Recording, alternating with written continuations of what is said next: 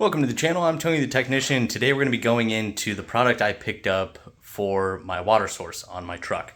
So there are a lot of different options available, whether you go with roto packs, which is what I had before when I had a bed rack. I switched to a smart cap, so I got rid of the roto packs and I had two 2-gallon jugs there, which was good for like a 2-3 day trip, just depending on if it was my whole family and dog or, how much we were using the water. But I needed something a little bit bigger, not too much bigger, but I also wanted something like the shower tanks or the water tanks. And these are usually longer tubes that either mount to the roof, or there's some of them that are a little bit shorter and a bigger diameter that mount to the hitch. Well, I didn't want a hitch mounted one because I didn't want to rip it off or have to worry about it. I also didn't want anything plastic. There are a lot of plastic ones out there. Then there are also like the Rome and the Rome knockoffs, and a lot of these are made in China. You can find them on Amazon, and even the cheap ones are, maybe $200, and they go up to $500. Well, I went through all of them. Some of them have hoses that are affixed to the end that don't come off. Some of them have removable hoses, but some of them are extremely cheap hoses that are going to dry rot, and they're not going to last very long. And then a lot of the cheaper ones that still aren't cheap, even at least $200, they just come with cheap hardware, and just the shape of them overall isn't what I was looking for. And I came across this one on Xtrusion Overland, and I immediately knew I had to have it. And I liked that they had various different sizes available. You could get them in 6-inch diameter, 8-inch, and 10-inch, all the way up to, I believe, an 11-gallon tank. So I'm going to show you guys what I went with, and this is the Offroad solar shower tube, or the missile. So I thought it was pretty cool. I like the design of it. It's made in the USA. It comes with really good hardware, really good hose, all of the attachments, all of that. Really nice. It was packaged really well. It just came in today. I'll be mounting it tomorrow, or for you guys in this video. So I'm gonna leave it in its wrapping right now until we actually get it in the mount, so it doesn't get all scratched up or anything like that. But I'll show you what it looks like, what it all came with, and then we'll get it mounted up. So here it is. We'll also be mounting my traction boards. Just got those in the mounts as well. But this is the Offroad solar shower tube, and this thing I think is pretty awesome. I like the design and overall shape of it and just the features of it. You can also opt for a bung to be fitted into this that you can put a heating probe or a heating element into, and it runs off a 12-volt source, so you can actually heat your water as well. That I believe is like an extra $40. I can't remember for sure, but not bad at all. This is the 4.5 gallon. They have a 5, 6, 7, 8, 11, and they all vary in diameter. You can get them in 6-inch, 8-inch, and 10-inch, I believe. This, like I said, is the 6-inch. It's aluminum. It's extremely light. It weighs almost nothing. The hardware and this box alone weighs more than the actual tube itself. And this is 50 inches wide, which is roughly the same width as the truck. I don't like things running the length of the vehicle that extend over the cab. I can't do anything about the tent because I don't want it hanging off the back of the truck, but my awning is the same size as my bed, and this would have worked perfectly if I mounted it on the other side of the bed. But we're going to go on the roof rack with this and the traction boards, and they're going to run the width of the vehicle. So it'll be my traction boards, the solar shower tank, and then the tent that goes to the back of the truck. So I think it'll work really well, but I think the build quality of this is amazing. It's still in its wrapping. It comes bubble wrapped and everything really well. But you have your pressure relief valve here, and then over here you have your fill, or you can reverse fill from this valve here. And then you have your valve stem to pressurize the tank, and the max is 65 psi, I believe. It's powder coated center section. Beautiful job done on this. You guys will get a better look at it once I get it mounted, and then I'll take this wrap off. This is just kind of protect it from getting scratched or anything like that during install. And then here are the mounts that are stainless steel. Got your little foam padding in there to prevent damage. You got your mounting pads, which also have a pad on the bottom to prevent whatever you mount it to, like my roof rack, or if you go to crossbars or anything like that, they do have rubber pads on the bottom side. Stainless steel. Mounting instructions and information.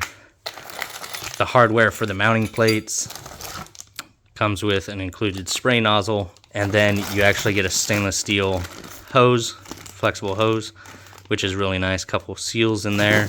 And then this is actually the quick connect and shut off valve for over here.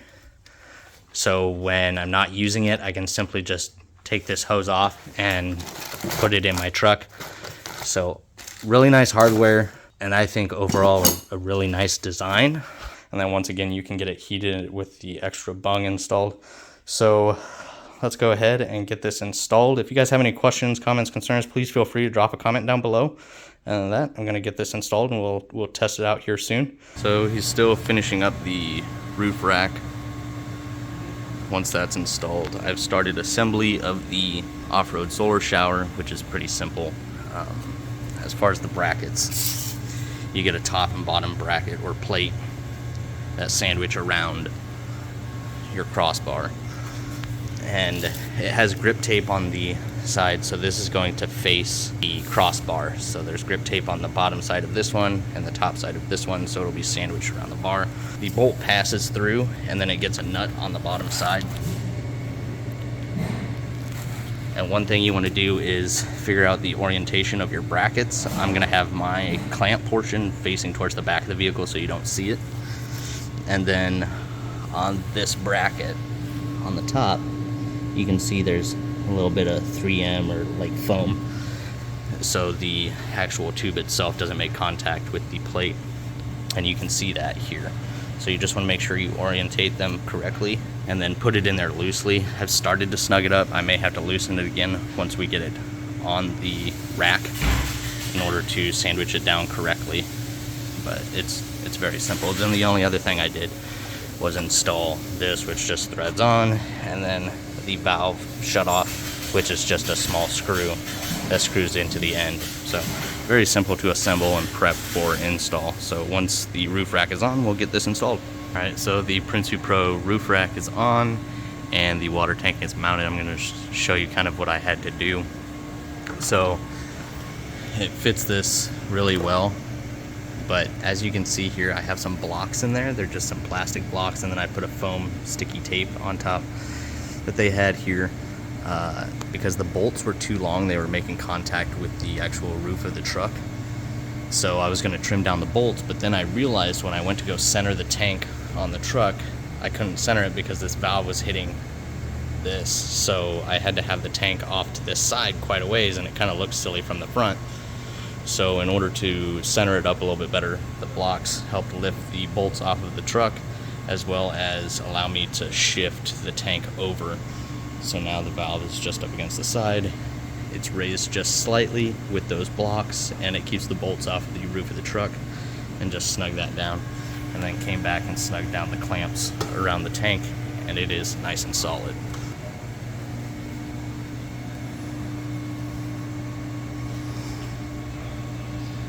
Okay, so I'm getting ready to fill this, and I want to backfeed it. So instead of filling it from up here and trying to watch how full it is, because you want to be able to put your finger in and just barely be able to touch the water, and that's when you know to stop, and then the rest will be air. It's easier to just fill the water through this and then feel through this. It's just a lot easier.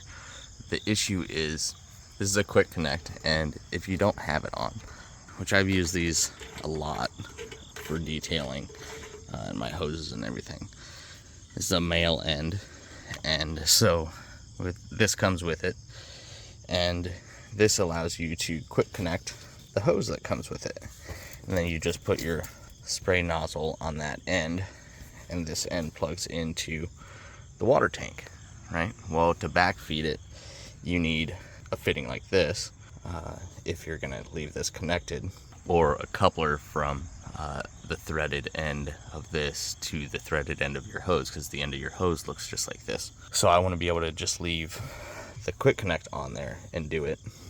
Well, in order to do that, this connection right here looks just like this, which obviously I can't thread this onto the end of my hose.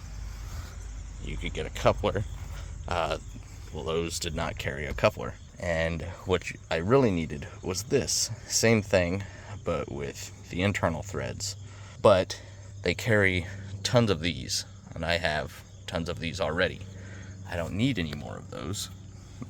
And I had some like this, but this style, but I don't know where they are. I can only find these and like 3 more of these. So I bought this set. This is $20. And of course, this style does not work with this quick connect. It goes in, but then it's all not secure. So we're gonna swap out everything with this kit. So I'm gonna put a quick connect on here, and on here. So that way, whether I'm grabbing this hose to put onto the tank or if I'm grabbing the garden hose, I have everything set up to where I can backfeed it or just use the tank. So let me go ahead and get this set up. I'll show you where I put what, and then we'll get it filled up with water. So here I've just put this on, and this is just the female threads or internal threads to the tank's male threads or external threads, and it's got a shut off valve on it as well, but it's got the quick connect. And then we have the external threads going into one end of the hose. This is the end that'll plug into the tank. This is the internal threads. This is also the one that would go on the garden hose. And then I put a quick connect on to the spray nozzle. And then these are the 2 that came with the tank, which if you just go out or order online an adapter like this but in this style, you don't have to do any of this. But this is available at Lowe's. My Lowe's did not carry the internal threads of this style, so that's up to you. But this will just simply thread onto the end of the hose. Make sure both of your valves are open. I'm not gonna lie, that scared me a little bit. And then you turn on your water and backfeed. So I'm gonna go ahead and do that now. So I was too lazy to move the truck over, so I did extra work to go grab another hose. And so we just simply take our connection, connect it, and I already have the cap off here, so we will see how well this works or how much it leaks down the side of my truck. Just got the water turned on, and well, it doesn't seem like it's leaking. Probably can't see in there, but you can hear it.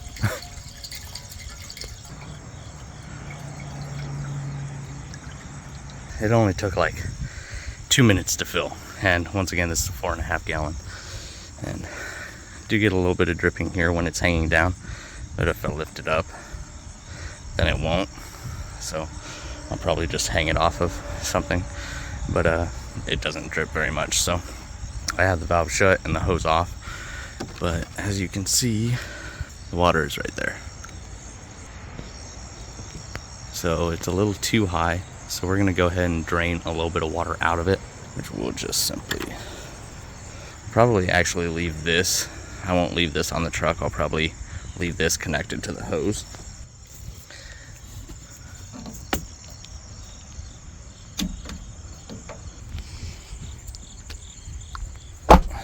Open the valves, remove this, and we'll just let the water drain. When it gets down below the filler neck, then I'll just go ahead and shut the valve. Now that it's at its proper, it's probably right about there, take the cap, screw it back on, and then remove this. This is going to be where we pressurize the tank. You can use your home air compressor, or if you have one on your truck. I do have an off-road one, but this one I keep in the vehicle all the time. Portable air compressor with an internal battery, so I don't have to plug it in. It just connects there. And the max on this, that's my funny bone. That wasn't funny. Okay, so the max on this is 65 pounds. The pressure relief valve's over there. We're just gonna set it at like 60. Make sure the valve is closed, cap's on, and then turn this up to 60 pounds.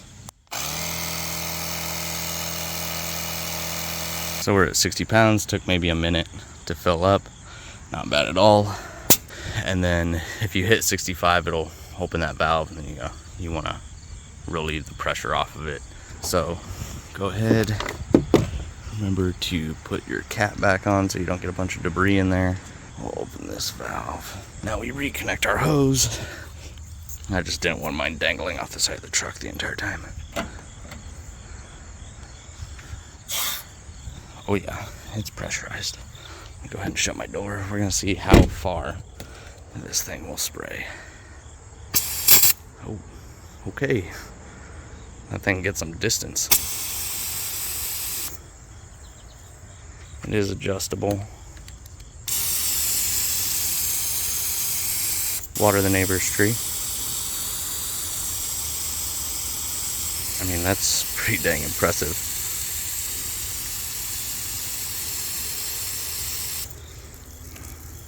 It's just adjusting it a little bit, and now it's shooting even further.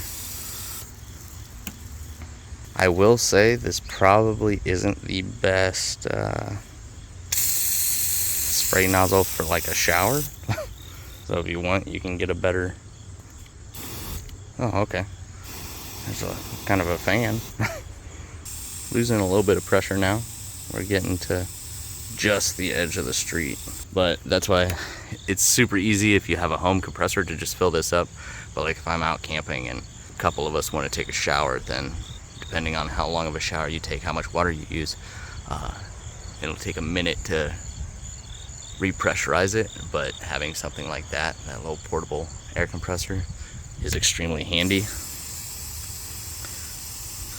So besides having to swap out the fittings, I think it's a great little tank. I think the build quality is amazing. So that is first look at the off-road solar shower tube from Xtrusion Overland. If you guys are interested, I'll try and have the website linked down in the description for you guys.